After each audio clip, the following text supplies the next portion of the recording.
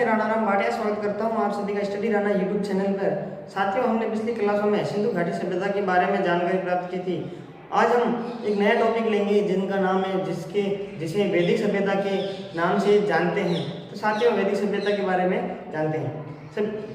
देखिए साथियों, जैसे भारत में एक सभ्यता का पतन हुआ तो उसके बाद में अनेक सभ्यताएं विकसित होती रही। इसी प्रकार से एक सभ्यता सिंधु घाटी सभ्यता के पतन के बाद एक सभ्यता विकसित हुई जिसे वैदिक सभ्यता का नाम दिया गया। वैदिक सभ्यता पढ़ते साथ वैदिक सभ्यता, वैदिक सभ्यता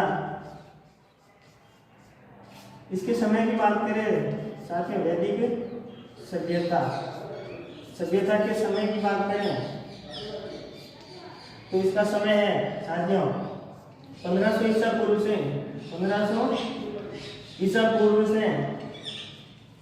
600 ईसा पूर्व तक 600 ईसा पूर्व तक।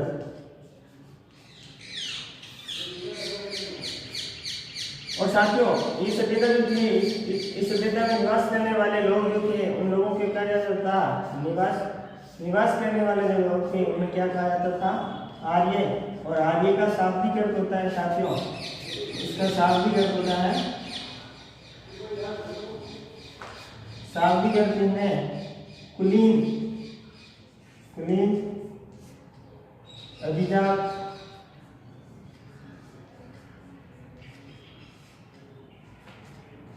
या फिर श्रेष्ठ ब्राह्मण।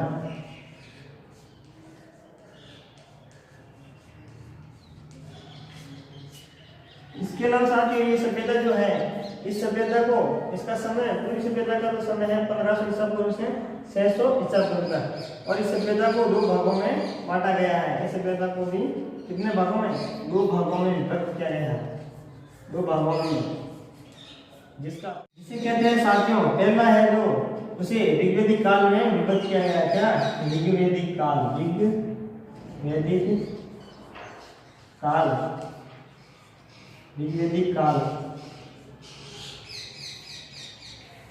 यहाँ पे कह सकते हैं पूर्व वैदिक काल।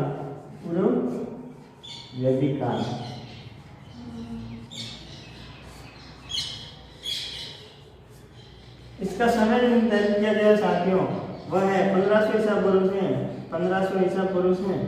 1000 ईसा पूर्व तक। और साथ ही इसका दूसरा काल, इस काल को कहते हैं वैदिक काल। क्या कहते हैं? वैदिक काल।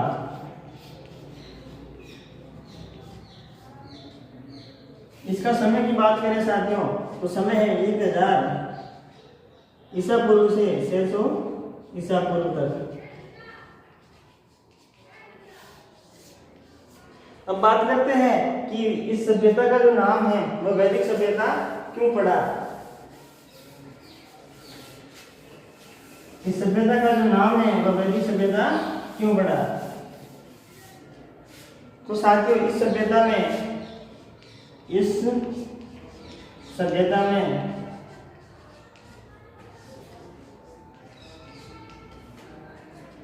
वेदों की रचना हुई। किसकी रचना हुई? वेदों की रचना हुई, जिस कारण इसे वैदिक सभ्यता नाम दिया गया। जिस कारण इसे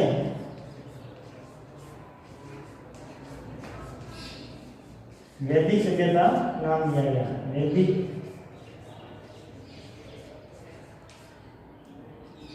सभ्यता नाम दिया गया।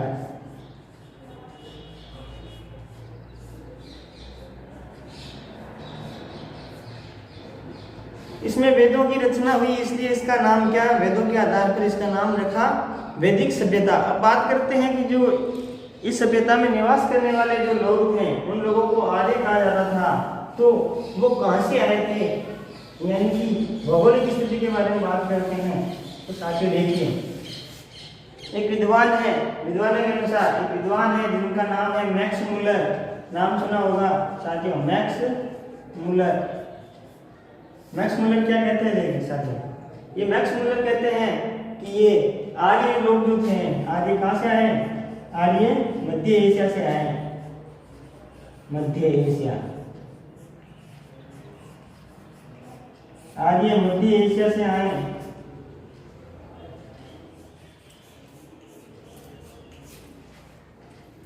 इसके अलावा देखिए साथी दूसरा एक है स्वामी दयानंद सरस्वती।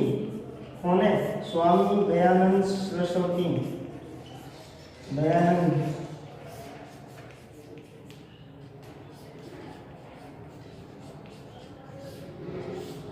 सरस्वती, जिन्होंने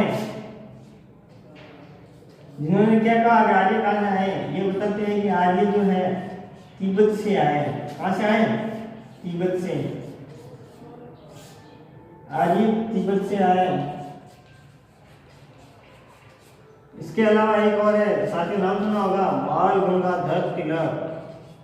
बाल गंगाधर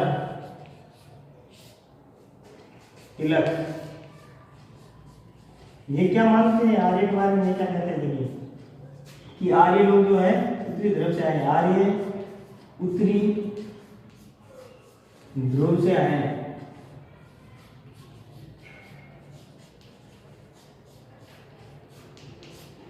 इसके अलावा एक नाम है साथियों, अविनाश चंद्र। अविनाश चंद्र,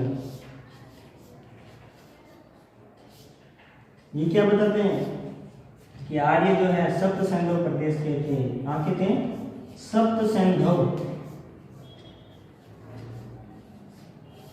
सप्त सैंधव प्रदेश। यहाँ आपके लिए कह सकते हैं ब्रह्मव्रत। कहाँ के?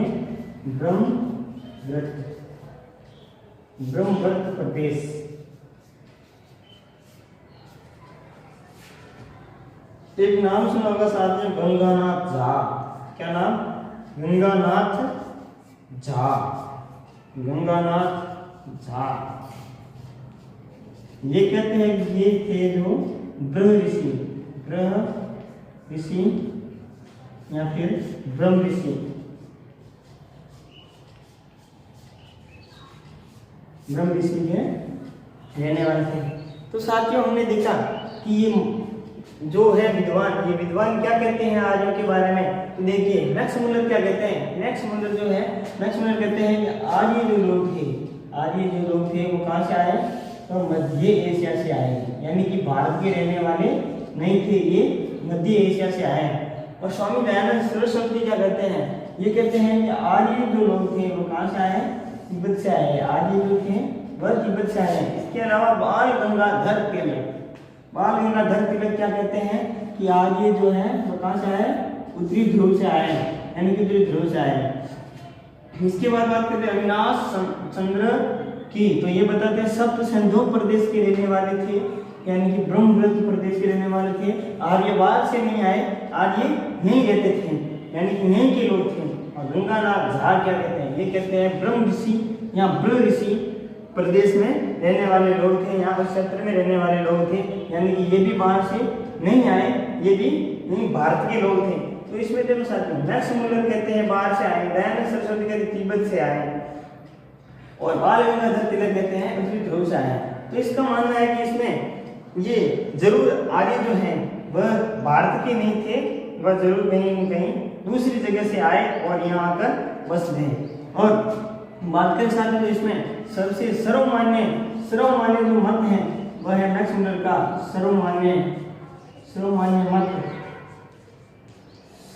मत जो है वह है मैक्स मुलर का, जिसमें मैक्स मुलर कहते हैं कि आर्य मध्य एशिया से आए। तो ये सर्वमान्य मत है। और आर्य लोग जब बाहर से आए, तो बाहर से आके ये कहाँ पर रुके?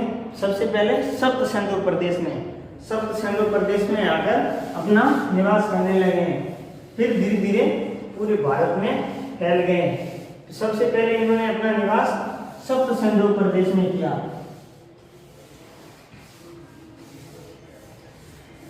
अब बात करते हैं साथियों, ये सभ्यता जो इसका नाम वेदों के आधार में पड़ा, तो वेद का अर्थ क्या होता है साथियों? देखिए ये है वेद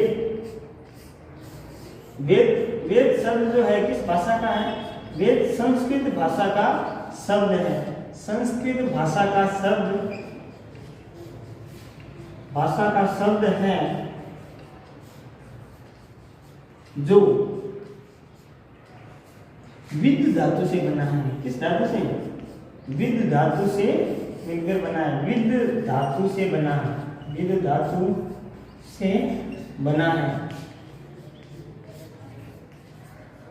जिसका अर्थ होता है, विद का अर्थ होता है जानना। क्या होता है?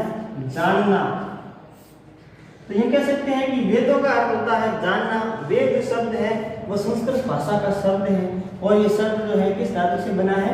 विद धातु से बना है और विद धातु का अर्थ होता है जानना। इसलिए इसको हम कह सकते हैं कि वेद जो है उसका अर्थ क्या होता है? जानना होता है। अब वेदों को देखिए साथी, वेदों को श्रुति भी कहा जाता है। वेदों को क्या कहा जाता है? वेदों को श्रुति भी कहा जाता है, क्योंकि प्राचीन समय में ये जो वेद जो थे कंठस्थ थे, उसके बाद में उन्होंने धीरे धीरे फिर उसके बाद में इसका संकलन किया गया, लिखे गए। इससे पहले क्या थे? ये जो ऋषि वगैरह जो थे, मुनि वगैरह थे, वो क्या करते थे? वेदों को कंठस्थ करते थे और उनको सुनाते थे। इसलिए वेदों को श्रुति कहा जाता है। क्या कहा जाता है? श्रुति कहा जाता है। इसके अलावा बात करें साथियों इस सभ्यता की, तो ये सभ्यता कैसी सभ्यता थी? ये सभ्यता ग्रामीण थी। ये सभ्यता ग्रामीण थी। कैसी थी? ग्रामीण सभ्यता थी। ये सभ्यता ग्रामीण थी।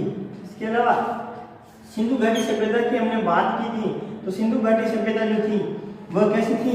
वह मात्र सत्तात्मक थी और इसका समाज जो कैसा था? वह समाज था पितृ सत्तात्मक समाज। पितृ सत्तात्मक समाज, सत्तात्मक समाज। ये सभ्यता ग्रामीण सभ्यता थी और इस यहाँ का समाज जो था कैसा था? पितृ सत्तात्मक समाज।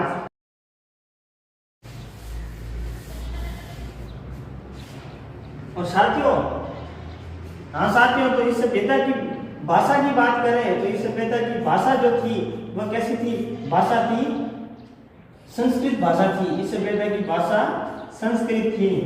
और बात करें इसकी ऐतिहासिक काल की, तो ये कौन से काल की है? इतिहास की अपन जब बात की थी सामान्य जानकारी में, तो यूं कहा था कि इतिहास को 3 भागों में बांटा गया है। जैसे पहला इतिहास जो है, पहला भाग, उसे क्या कहा गया था? प्रागैतिहासिक या प्राक ऐतिहासिक काल। उसके बाद में दूसरा काल जो था उसे आदि ऐतिहासिक काल कहा जाता था और तीसरा काल जो है उसे बांटा गया है जिसे ऐतिहासिक काल कहते हैं। ऐतिहासिक काल में वो होता है कि जिसमें मानव जीवन के साक्ष्य मिले, उनके साथ साथ लिखित प्रमाण मिले और वो लिखित प्रमाणों को पढ़ा भी गया। तो इस सभ्यता का जो काल है वो ऐतिहासिक काल है, क्योंकि इस काल में इस सभ्यता की भाषा संस्कृत भाषा होने के कारण उसको पढ़ा गया, इसलिए इसको ऐतिहासिक काल में माना गया। इसका काल जो माना गया है ऐतिहासिक काल, ऐतिहासिक काल, ऐतिहासिक काल। अब बात करते हैं साथियों इनके प्रिय पशु की, कि इन सभ्यता भाषियों का प्रिय पशु क्या था। तो प्रिय पशु की बात करें तो प्रिय पशु घोड़ा था और पूज्य पशु इसका उनका प्रिय पशु घोड़ा तथा पूज्य पशु की बात करें पूज्य पशु,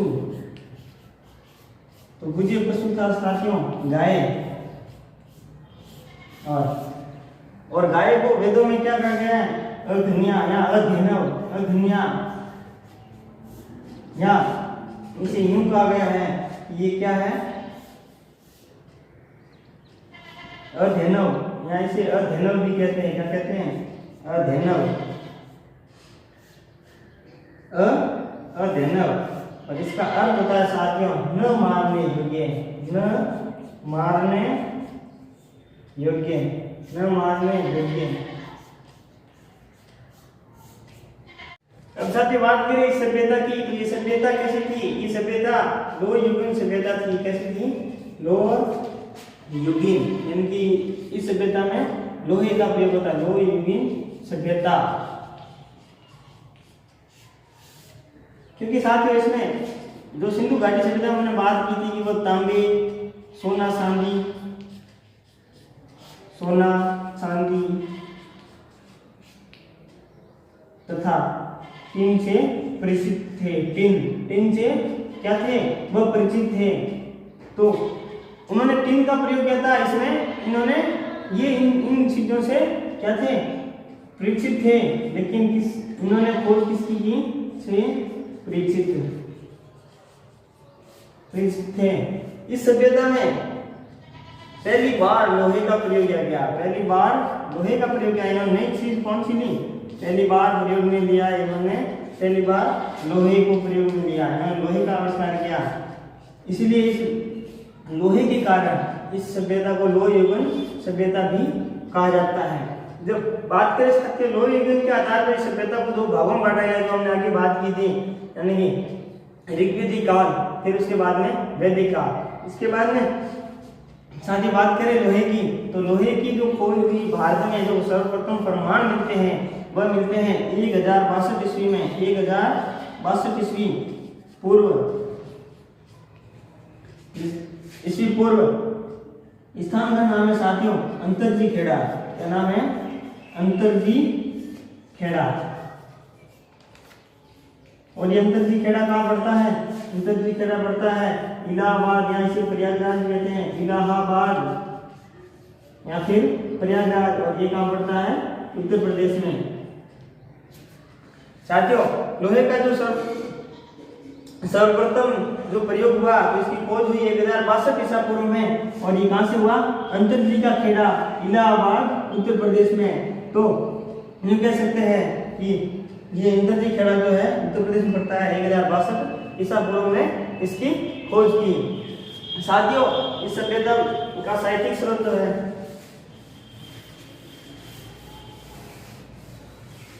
इस सभ्यता का जो साहित्यिक स्रोत माना जाता है, इसका साहित्यिक स्रोत, इस सभ्यता का साहित्यिक स्रोत है साहित्यिक स्रोत जो है वह साहित्यिक स्रोत किसे माना जाता है? वेदों को माना जाता है। वेद है साहित्यिक स्रोत, वेद है। और वेदों की संख्या है 4। वेद कितने हैं? वेद 4 हैं। वेद 4 हैं, जिनका नाम है ऋग्वेद,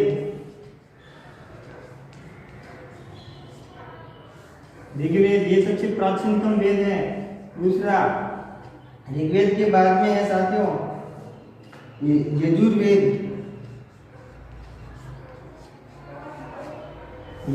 फिर तीसरा है सामवेद,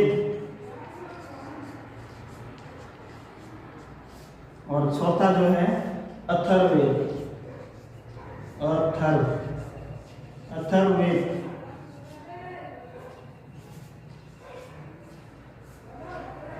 वेदों की संख्या 4 है, जिनमें से 4 वेद हैं, ऋग्वेद, यजुर्वेद, सामवेद तथा अथर्ववेद। इनमें ये सबसे प्राचीनतम वेद है, सबसे प्राचीन वेद है ऋग्वेद। इसके अलावा ये जो सबसे नवीन वेद है अथर्ववेद। इसके अलावा ये प्रथम 3 जो वेद हैं ऋग्वेद, यजुर्वेद और सामवेद, इन तीनों को क्या कहा जाता है? वेद त्रयी के नाम से जाना जाता है। वेद त्रयी, इसे वेद त्रयी के नाम से जाना जाता है। तो साथियों हमने आज बात की वैदिक सभ्यता की, उसकी सामान्य जानकारी प्राप्त की। तो आपको ये वीडियो कैसा लगा इसके बारे में नीचे कमेंट बॉक्स में कमेंट करके हमें जरूर बताएं। धन्यवाद।